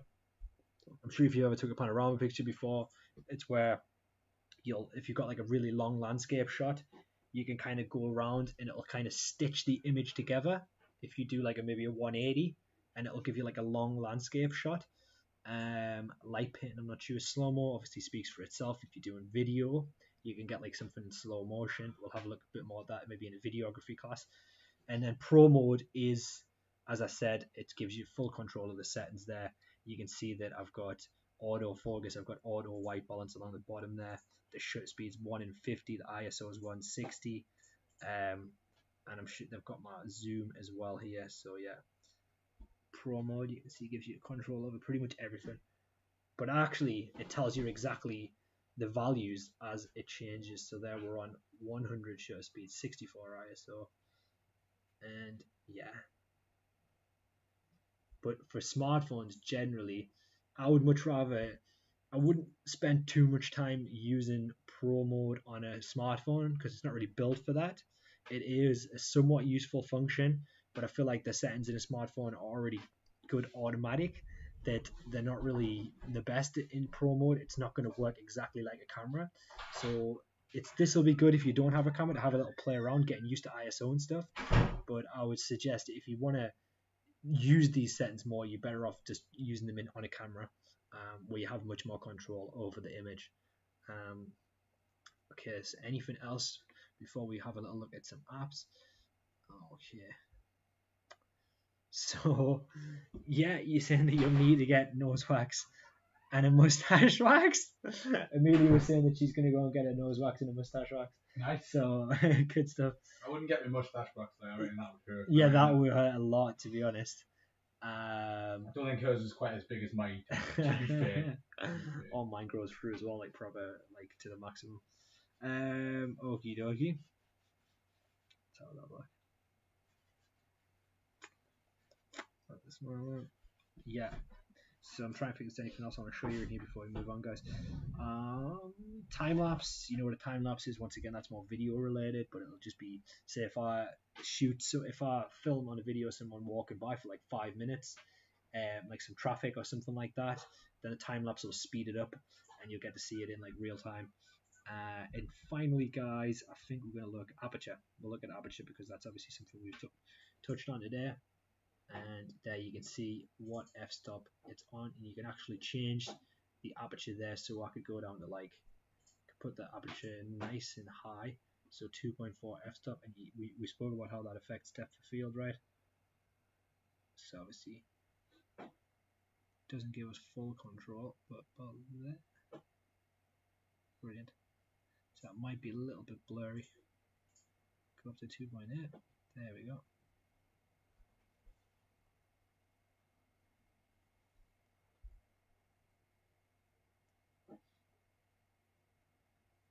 See, that might be somewhat blurry. We'll have a little look. Yeah, it is a little bit, but it's okay, right? And you can see how that affects the depth of field, you know, when we are using our aperture. So you can edit the aperture actually in the phone as well, which is pretty cool. Once again, all smartphones are different, just like all cameras are different. So yours may be slightly different to this, but don't worry, a lot of the settings will actually cross over and they will be somewhat similar. And then Amelia saying that, trust me, my mustache is getting bad in my old age. She's going to be 40 soon.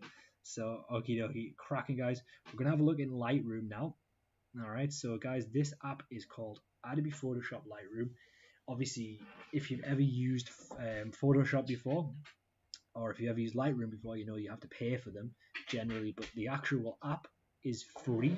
Certain parts of the app you have to pay for, but you'd know about it if you had to pay for it because you have to sign up for it. To sign up, you do need an Adobe account, but you can sign up with your Google account. If you've already got a Google account, you don't need to put any details in. You can just sign up with it. You can also sign up with Facebook, so it's very easy to sign up to. And you're not signing anything away because you haven't put any details in. You're not paying for anything. So yeah, make sure you check out the app. It's available on Apple App Store and the Play Store as well. And we're going to have a little look. We're going to edit maybe 1 or 2 pictures now just in Lightroom, which is really, really cool. And yes, so literally you could take a selfie and edit it on Lightroom if you wanted to, but generally for landscape photography it's brilliant. Like some of the stuff that I've edited on this, I've showed my friends, it's unbelievable. I had one picture which I edited on it which I took of it was something in summertime, and I edited it to make it look like it was in autumn, and it looked exactly like it was shot in autumn. Like all the leaves were like gold, and it didn't look really edited. It looked slightly edited, but it didn't look like unrealistic. So the capabilities are really great. Anyway, guys, we'll have a little look here. So yes, allow, and got our pictures that we took here. See if we can go back. I want to see if it's going to let us do some of our downloaded pictures. See if we've got downloads. There we go. Okay, so we've got some shots of Kyoto here. Alright, brilliant. So you can see, obviously, I got this picture of the internet. It's a picture of Osaka in Japan. And I think that it's going to see that the way the light pops, we've got some like lighting in this picture here and here that's going to make it really like easy to edit. I think if I turn it this way, is it going to work? Yes, it does. Okay, but the tools is still that way, so that's not going to work, but it would have made it easier for us. Tell you what, I'll just zoom in slightly on it to make it a bit better for you guys. Alright, cool, that might be better.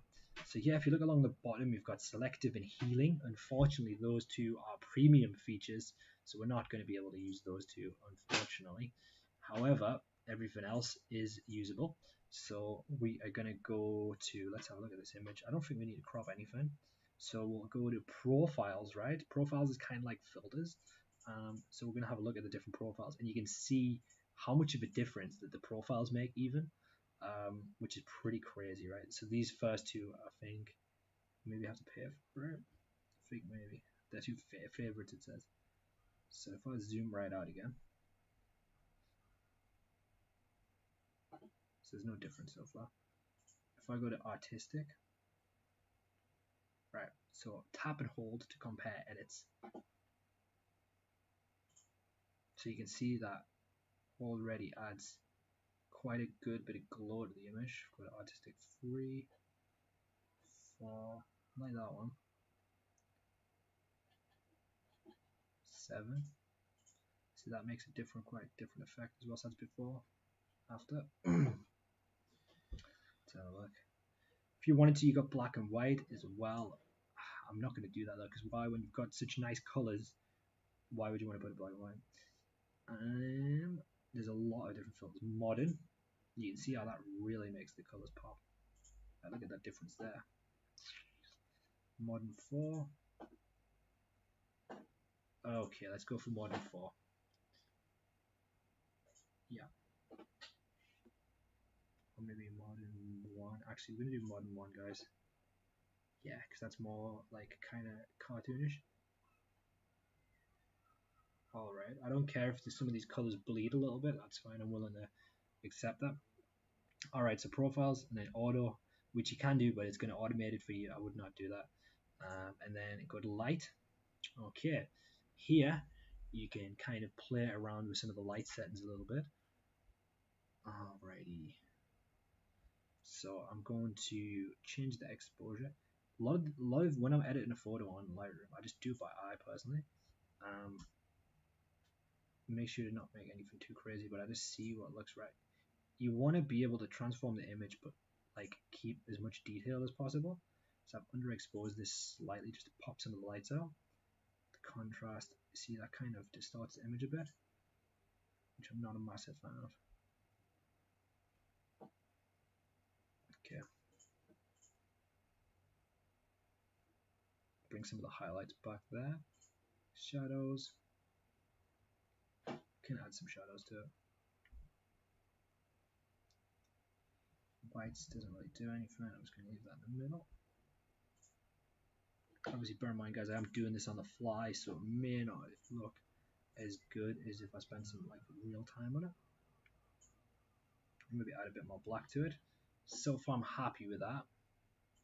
Once again, there's the original. There's the edit already. I mean, look at the difference there. So there's the original. There's the edit so far. Okay, guys. Temperature. Let's have a little look. So even like if you really wanted to, you could probably take a picture on your camera, put it on your phone, and then edit it in Lightroom on your phone. And it may compress it a bit if you put it on your phone, depending on the phone. But you'd be able to edit it in Lightroom. Temperature. This is something that's going to really create a bit more mood, because obviously your color temperature can make something like completely different. Like, look at that. Like, so if I have this like blue color temperature, it looks quite like neon and dark. Whereas if I put it here, it can look like quite warm and bright. And then it obviously goes crazy there. I'm going to kind of have it in the middle. Tint. So that can give it like a pink kind of neon effect. Or it can make it like really green and add like quite a green effect here. I am going to put it to like 75. I'm going to add the tint up. I want it to look quite like kind of neon-y. I'm actually going to put the tint up to like 80. Okay, then vibrance and saturation, which are also two things which can emphasize that. Taking the vibrance down makes it really desaturated. Bringing the vibrance right up pops out the pink a little bit. Adds that more like kind of neon-y effect. And then saturation does the same. You can see that you start to lose some image quality when you make it oversaturated. And then if I make it undersaturated, I'm making it like black and white. So we're not going to put too much saturation in. I'm actually not going to put any in because I think I'm losing image quality.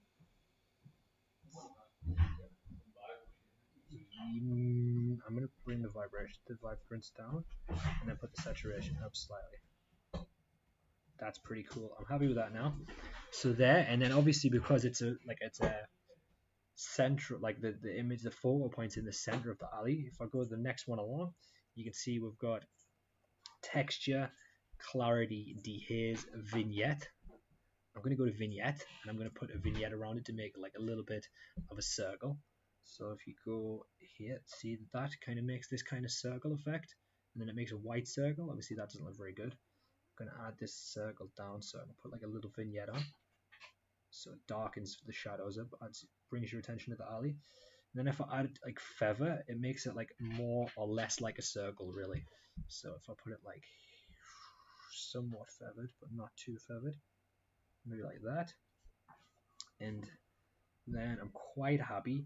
If you go to detail, which is this one here, you can add the sharpness up or down. I'm going to put the sharpness up ever so slightly to 18. It pops it out a bit more. And then you've got lens profile. I wouldn't mess with these two. Okay guys, so I'm going to run you guys like really quickly through exactly what just happened. So first of all, we went to profile and we picked this profile here, which I'm really happy with. So we picked modern 1, which was our profile. Then the second thing we did, we didn't crop, we went straight into lighting. You can see the difference that we made on lighting here. We put the highlights down, we put the shadows quite a bit down, we put the whites ever so slightly up, and then we put the blacks slightly down as well a little bit. And then if you go to the next one along, you can see that we didn't really mess with the temperature too much, but we put the tint up a lot because it's like a neon kind of futuristic cyberpunk kind of effect, because it's obviously it's a Sakura in Japan, so it's what you expected as players. And then we put the vibrance up like a great deal, and we put the saturation up ever so slightly as well. Then the next screen, we added a little bit of a vignette to it to give it a bit of shadowing, and we put the vignette to -41. And then we added a bit of feather so the vignette's not too much of like a circle.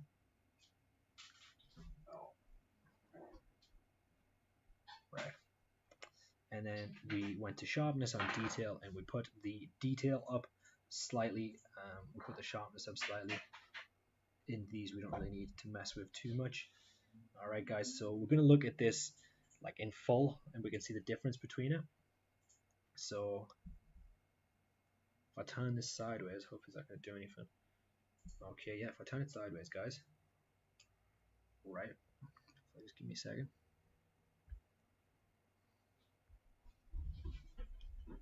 So this is our image now, and that's before.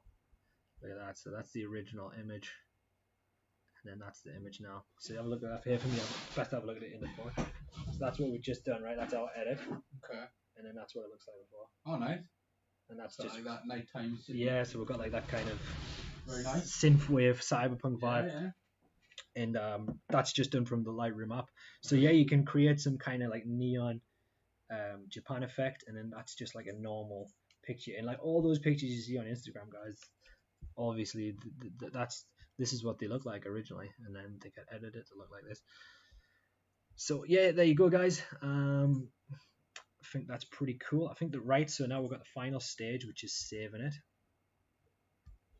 So we're just going to save it now, and then we'll see what we like. Okay, so if we wanted to save it, we'll go to this three dots here. Or maybe not. We go to this tick sign here. You see the tick, which is the second one along. You just click on that, and then it says original JPG, and you can just click on that. You can just press original JPEG, if it would let us.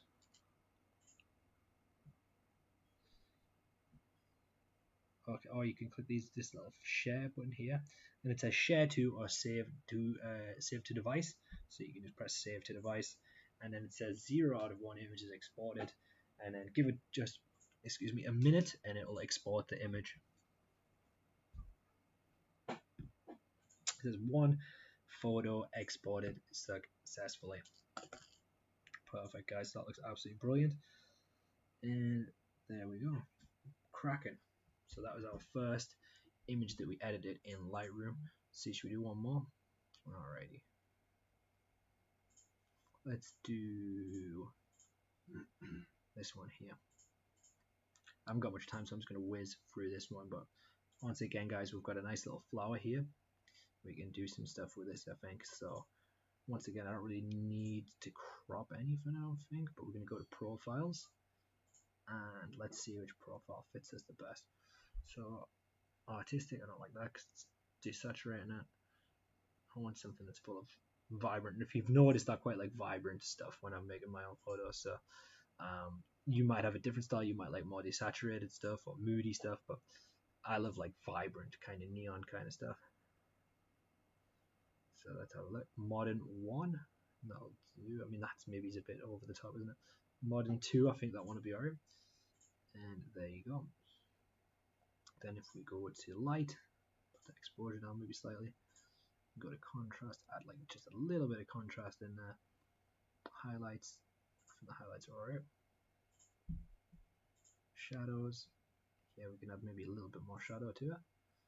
Whites, put them basically in the middle. Blacks, we don't really need to mess with that. Temperature, we can do some stuff here.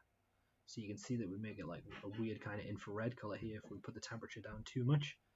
And then if we put it up too much, actually let's have it up slightly so we can have that kind of warm summertime effect. Nice.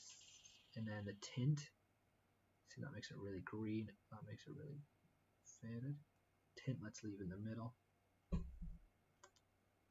And then vibrance, we can put the vibrance up a bit. Not too much though. I think it still feels kind of overexposed. Saturation. Don't want to mess with that too much. See, it's like kind of, it's easy to do by eye because you get a sense of how the image is responding to your edits, because it changes it in real time. I'll just auto it. Oh my goodness. If we go undo, bro. So yeah, if you ever mess up like what I just did, there's an undo button just there next to the tick. Make sure you press that. Okay, so I really want to change the lighting. Exposure. There you go. That's better for me. It was coming through a little bit too bright before. And then I reckon we can add like a vignette to this once again. Nice, there you go. Perfect. There's certain images as well that you can't really add it too much to. Just look there, it's a bit brighter, and then we added like a little bit more kind of atmosphere to it. Yeah. There you go, guys. Alrighty, so we're going to save this to the device once again. Second one down. Perfect. Awesome. So yeah, this is the Lightroom app, guys. Make sure that you get it downloaded. And yeah, obviously have a little play with some of the features on your smartphone. It takes some pictures as well, and hopefully that'll be of use to you as well, guys. Let's have a quick look. Okay, cool. So yeah, if you've got any kind of if you've got a smartphone like any recent smartphone in the last few years, I think you should be able to download the Lightroom app and use that on your phone, and it's massively helpful. Like if you've got like any kind of pictures that you've got, no matter how like mundane they are, you should be able to kind of boost them a bit. And sometimes like I take a picture and I know that like when I'm looking at it, I know that it doesn't look that good, but I know that I've got a good sense of how I can edit it in Lightroom. And I'll be like, okay, this doesn't look that good now, but I know that I can pop that light out, which is over there, or I can kind of add a bit more shadow to this bit. So yeah, and that's what the pay for features are. Actually, it's like selective editing. So if you do buy the pay for features, which it's up to you, I mean, you really get quite a lot of use out of it anyway. It allows you to kind of select certain areas and then add shadow or add lightness or whatever you want to do. So it is what it is, guys. It's up to you. But I think I would definitely recommend downloading the Lightroom app, because this is what professional photographers edit their pictures on, but like on the actual software on a computer. So it's definitely worth using. And the features are still more or less the same. Obviously, it's a little bit more comprehensive on a computer, but it still has the same essence, I guess. Yeah. So has anybody got any questions? Please let me know. So yeah, guys, just about about next Thursday, I am going to send everyone out an email just of the time. Obviously, it's going to be next Thursday. It's 10 o'clock outside the office. Guys, fingers crossed it is going to be sunny, right? Because obviously that would be nice for us to get out in the sun and be able to take some pictures. But at the moment, what I'm thinking is we're going to look at the some of the graffiti sites, take some pictures of that. We're going to look at like the next to the winter gardens. We're going to go to the park and take some pictures of some of the leaves and the ponds and stuff and nice things like that. And then some of the nice buildings in the actual city center itself. So yeah, it should be good fun. And yeah, guys, that's what it's going to be. And yeah, as I said, we've got 3 good digital cameras which we can lend out. And then we've got let's say we've got 3 good digital cameras, and we've got like a lot of point and shoots which you can use, which are pretty standard, but they're still quite decent, and it's good to get started on. And also, as Charlotte said, most of the features that you have to pay on Lightroom you can get on Snapseed free, and this is just as good or better than Lightroom. Yes, so Charlotte, we've got Snapseed as well. We didn't have enough time to look at it today, but if it rains a lot next week, we'll have a look at that. But excuse me, if not, then we will look at that in the future, because I've got Snapseed as well. So maybe not next week, but the week after, we'll have a look at Snapseed and we'll do a bit of editing on that as well. So yeah. But in case you guys want to download that in advance, there's Snapseed too. So the Snapseed or Lightroom you can get on a phone, and they're really good for using for editing your photos. Yes, guys, I'm not sure if there's anything else. As I said, I'll send you guys out an email, just confirming next Thursday, 10 o'clock. And yeah, guys, let me know if you have any more questions. You guys know my email. I'll put it down here one more time. Just daniel@mediaWTIC.co.uk. But you guys know that by now. And yeah, guys, it should be good fun. As I said, you're welcome to bring your own camera or smartphones, absolutely fine as well. And we should get some good pics. And then we'll probably look at them the session after that. But I think we maybe spent a little bit, like, I think that it's good, and it is important for us to kind of look through some of the work that we've done, and I really enjoyed doing that. But I think that I'm going to kind of minimize the time that we spend on it next time. So I think we'll spend a little bit less time looking through all our pictures the next time that we do look through that. But I still want to make it a feature, because I think it's important to kind of reflect back on our work as we progress. But at the same time, we don't want it to take up too much of the session, so we'll have a look at that as well. But yeah, good. I think that's everything, guys. If anyone's got any questions, ask now. Otherwise, I think that'll be it for today. And yeah, I think it was good. I had a good session. Yeah, and you just said there that you did a photo on Lightroom and you'll send it in for next week. Perfect, mate. Absolutely brilliant. Yeah, we can have a look at that. And it's great. Like, I use it all the time when I'm on the go, and you can get some unreal stuff with it. So yeah, and it's so easy to use as well. So definitely recommend it. And Charlotte was saying Snapseed, so we'll have to have a look on Snapseed as well. And I'm sure that's going to be really good too. So yeah, great session. Thank you. Appreciate that, Andy. Cheers, Lee. I appreciate that, bud. Thanks for stopping by, guys, and hopefully I'll get to see you next week. Yeah. So we'll have a look out next week, and it should be good fun. Post Rona, being able to get out and get some shots. So I'm looking forward to it, guys. Right, I'll let you guys get on then. If that's everything, I hope you guys. And yeah, Amelia's doing Lightroom as well. She said good session. Thank you very much. Yeah, much appreciated, guys. Enjoy the rest of your day, and I will see you guys next week. I'll send you an email probably next Monday, just about the rest of just about like the rest of the details. Brilliant. And yeah, if you have any more questions, just don't hesitate to send them my way, guys. Thank you very much, and we will be back tomorrow. Remember, Haytham has his animation course tomorrow, 10-12. And then staying connected as well, guys. So lots of fun stuff. All right, awesome. Catch you later, guys.